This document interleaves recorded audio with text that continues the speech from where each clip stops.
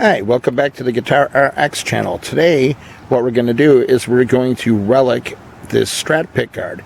Now, for those of you who don't know, though a lot of you do, but for those of you who don't know, relicing is the process of taking something brand new and making it look old. Right now, I'm doing a vintage Strat build with an MJT Mark Jenny body, which we'll get into later. But we got to make this pickguard look like it's been on that guitar for 60 years. Anyways, first things first, as you can see, this pickguard is incredibly shiny. We need to knock this shine down. And for that, we're going to use some 3/0 steel wool and just scratch over the surface to knock down the shine. Sorry for the airplanes, but it happens. Anyways, I'll get back to you when we start knocking down the shine. Okay, now we're back. We're going to knock this shine down with the 3/0 steel wool. Anyways, what we're going to do is we're just going to keep rolling over the pickguard until the shine is gone. It's going to take a little while sometimes because, like I say, these things are really, really shiny. But we're going to keep moving, and I'll come back to you guys when the shine is down. But just kind of make swirly motions and just go over the whole thing until you knock down the shine. Anyways, we'll be right back when it's over with. Okay, as you can see, we got all the shine knocked down with the steel wool, and it's looking pretty good right now. I hope the sun's not giving too much glare, but from where I'm seeing, it looks pretty good. We got a nice matte finish on here now. Now it's time for the fun, time to start relicing. Now, relicing can be done in all kinds of different ways. Let me set this down real quick. But what I like to do is do natural relicing. You kind of look at something and wonder how it was played. Say, for instance, if you were playing this guitar for all those years, you'd probably pick that way. So you got to realize this part will have to be relic probably more than this part. I mean, it's where or that part. So what you got to do basically is work on your coloring and get it really dirty and worn out to where you would play hard on it. What I'm going to do with this one is I'm going to actually take and scrape the edge down so it looked like picks hit it for years and years and years and knock the edge at more of an angle. I'm also going to fracture a couple of the screw holes through to make it look like they were hit and picked for a long time. Anyways, I'm going to get back to you guys with the process as I do this. And yeah, it's going to be really cool. And let me start on this and I'll keep checking back. Okay, now we're back. So we started playing around a little bit. What I did, as you can see, is I scraped down this edge and wore this edge where you'd be picking for years, you know, where most people be picking. So we wore that edge down on the pickguard. I also fractured that screw because that happened a lot. Mind you, we're putting this on a 63 relic build. So basically, we want to kind of give the pickguard an image that it shrunk. I'll scrape back that side too because I have a full steel grounding shield that goes behind it. So I do want to expose some of the edge of the grounding shield and stuff to make it look like this pickguard has shrunk back and wore during time. So I wore under here a little bit from picking down and by the switch. So our pick marks are all basically worn in. Also, I cut the truss rod adjustment screw thingy on. Now, in time, people have literally dug into old guitars to adjust the truss rod through the years. So what we did is we exposed a little of the black ply, and we bought this back like that. I'm going to work that a little bit more when I mock up the body and put the neck in there. But that kind of gives you the idea. So next thing we're going to do is we're going to get this thing dirty. Basically, what we're going to do is, there's a few ways to do it. Some people take coffee and they put coffee on the edge and let it sit for a while. I find it takes a lot longer to do that and doesn't always work as well. Some people use shoe polish, which I've used shoe polish as well, where you rub the shoe polish in. Now, mind you, when you're relicing, your strings through the years have always covered your pickups. So where you want your least dirt in your relic is going to be in between your pickups and where your strings go, because your hand actually never physically touched that to get it dirty. But what a lot of guys do is they mask that off and it's way too clean in the middle. What I like to do is I'll put on my darker color, wipe it off or wipe it in, and I'll blend kind of like a V like that in between the pickups and stuff to where you would push the strings, or where strings, you know, when you thumb it, where strings get pushed out of the way. I just like to do it because I'm a player, so I like to do it naturally like I'm playing the guitar, like I say. Okay, next step is when we get back, I'm going to find some color that I like, and we're going to start applying color around the edges and stuff, and then we're going to start working it in. And also what I'm going to do, obviously where your knobs would be, for all those years. Underneath the knobs, it's still going to be light. It's not going to be dirty. So what I'm going to do is we're going to put some knobs on here along with tape. We're going to trace on the tape the edge of the knob, leaving it slightly oversized. I'm going to cut that out and pull it off so the tape is covering each knob hole, which I'll show you later. So when you peel it off later, it'll still be white and kind of clean under where the knobs was, giving it the right appearance. Anyways, we're going to get back, and when we get back, we're going to do start the coloring process.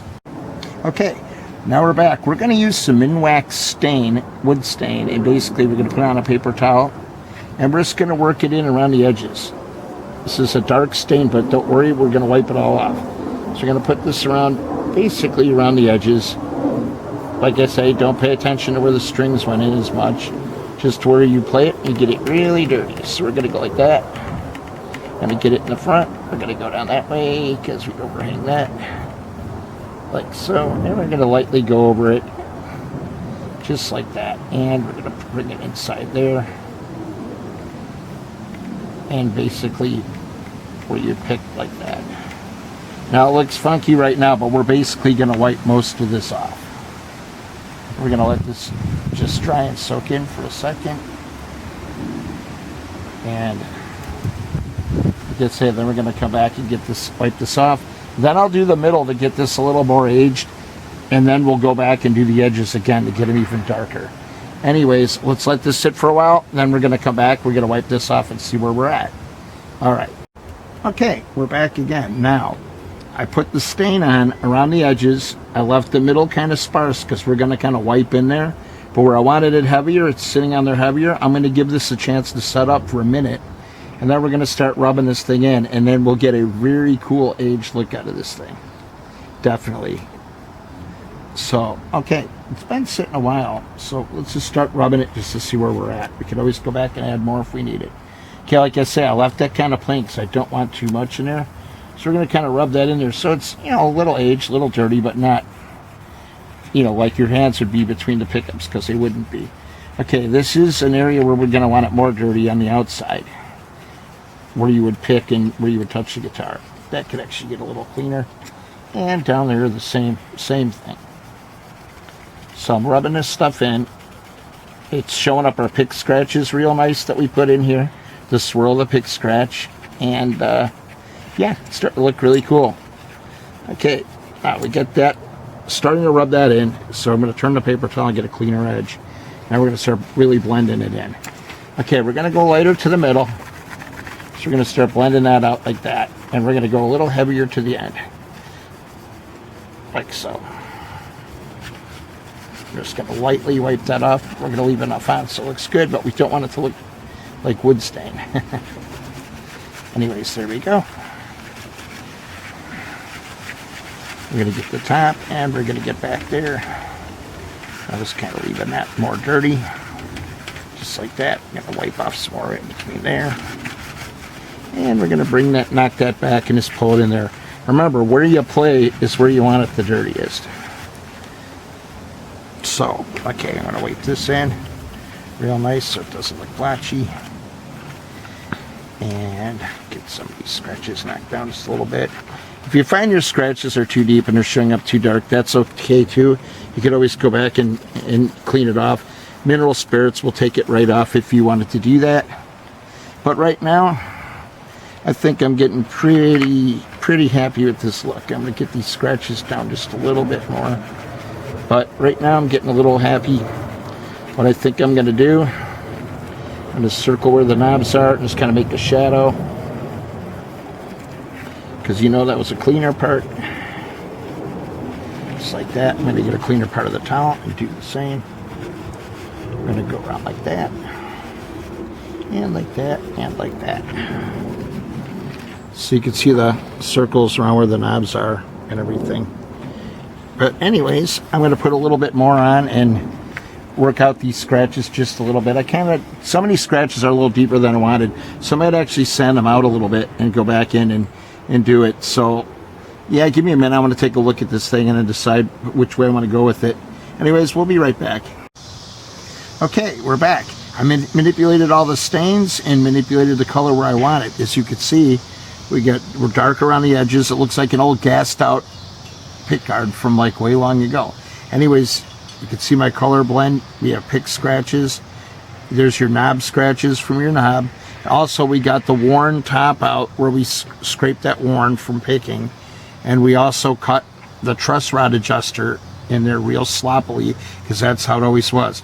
We distressed some more screw holes, and I cut up the bottom of this too, also running pick scratches in that.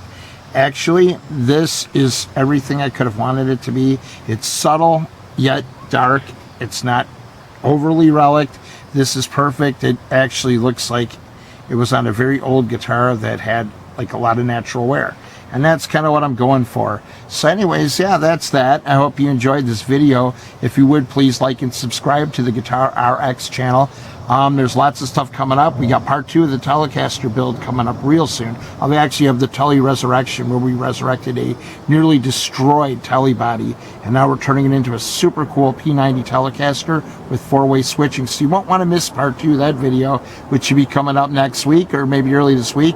We're just waiting for a few parts to come in and waiting for the Fiesta Red paint for it. Other than that, this is it for today. Thank you very much for tuning in. I hope you liked this video. Take care. We'll see you next time.